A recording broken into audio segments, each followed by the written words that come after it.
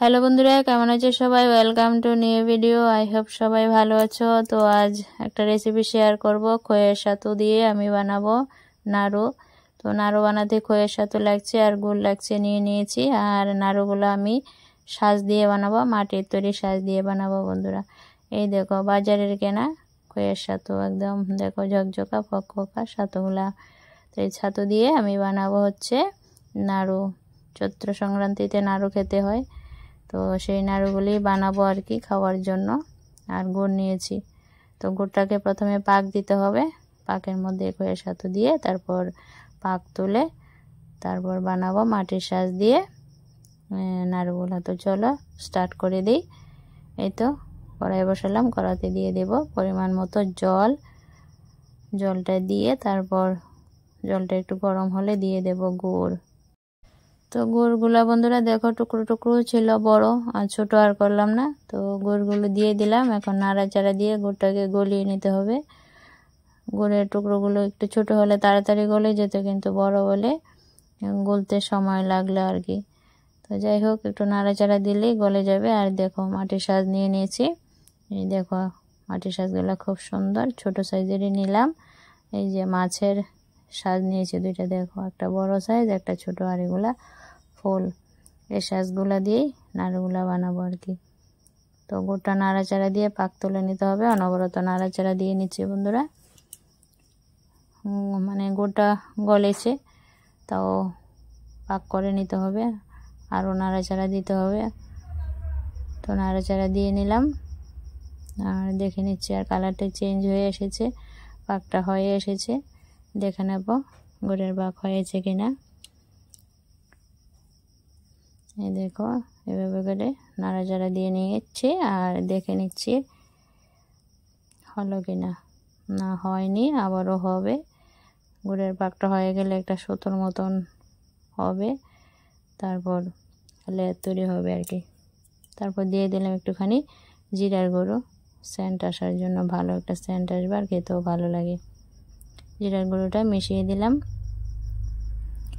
মিশিয়ে আবারও নাড়াচাড়া দিয়ে নিচ্ছি।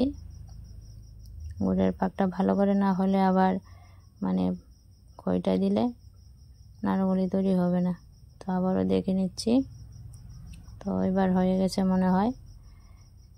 তো আবারও নাড়াচাড়া দিয়ে নিচ্ছি বন্ধুরা। পাকটা হয়ে গেছে মোটামুটি। তো এখন নামিয়ে নেব। গুড়ের পাক হয়ে গেছে, নামিয়ে নেব না, এই পাকের মধ্যেই দিয়ে দেব খইয়ের সাথে অল্প অল্প করে। এই তো অল্প অল্প সাথে দিচ্ছি আর নাড়াচাড়া দিয়ে মিশিয়ে নিচ্ছি বন্ধুরা। এইভাবে করে অল্প অল্প করে দিয়ে সাথেগুলা মিশিয়ে নেব। একসাথে দিলে হবে না, অল্প অল্প করে দিয়ে মিশিয়ে নেব। তো বন্ধুরা দেখো খইয়ের সাথে মিশিয়ে ঠান্ডা হওয়ার জন্য ছড়িয়ে দিচ্ছি। তারপর একটা দেখো মুন্ডর মতন করে নিয়েছি। ঠান্ডা হওয়ার পর এখন ছোট ছোট বল করে তৈরি করে নেব, বলের মতন। ছোট ছোট বল করে নিলে সাজের মধ্যে চেপে নাড়ুগুলো তাড়াতাড়ি হয়ে যাবে আর কি। এই তো ছোট ছোট বল বল করে নিয়েছি। এখন মাটির সাজগুলো দেখালাম তোমাদের। এই যে এভাবে মাটির সাজের মধ্যে চাপা দিয়ে দিয়ে একটু চেপে চেপে দেব, তাহলে মানে সাজের যে ফলগুলো উঠবে ভালো করে। তো এক হাতে মোবাইল, এক হাতে সাজ দিয়ে করছি, তাই ভালো করে ভিডিওটা শ্যুট করা হচ্ছে না। যাই হোক, যারা নাড়ু বানাতে পারো তারা তো জানোই। এই দেখো একটা তৈরি হয়ে গেছে। এইভাবে করে বাকি নাড়ুগুলি বন্ধুরা আমি এইভাবে সাজের সাহায্যে বানিয়ে নেব। তো অবশ্যই জানিও আমার আজকের নাড়ু বানানোর রেসিপিটা তোমাদের কাছে কেমন লাগলো। আর এই দেখো খুব সুন্দর নাড়ুগুলা তৈরি করে নিয়েছি। মাটির সাজের খইয়ের সাথে হয়ে গেছে, দেখতে পাচ্ছ বন্ধুরা। সাজের একদম ফুলগুলি সুন্দর করে উঠেছে। আর মাছগুলা দেখো, এই যে মাছের সাজগুলা দিয়ে করেছি, কি সুন্দর হয়েছে দেখতে মাছগুলা। আর নাড়ুগুলা দেখতেও বেশ সুন্দর হয়েছে, খেতেও বেশ ভালো হয়েছে। তো বন্ধুরা থ্যাংক ইউ এ পর্যন্ত ভিডিওটা দেখার জন্য। আর আমার আজকের খইয়ের সাথে নাড়ুর রেসিপিটা তোমাদের সাথে শেয়ার করলাম। অবশ্যই জানিও আজকের রেসিপিটা তোমাদের সাথে কেমন লাগলো। শেয়ার করলাম যে মানে রেসিপিটা সিম্পলিভাবেই করলাম। আর কারা কীভাবে খইয়ের সাথে দিয়ে নাড়ু বানাও অবশ্যই কমেন্টে জানিও।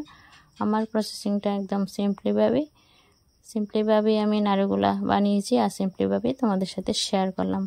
তাহলে বন্ধুরা আজকে এ পর্যন্ত, বাই। দেখা হচ্ছে নেক্সট কোনো ভিডিওর সাথে, ততক্ষণ ভালো।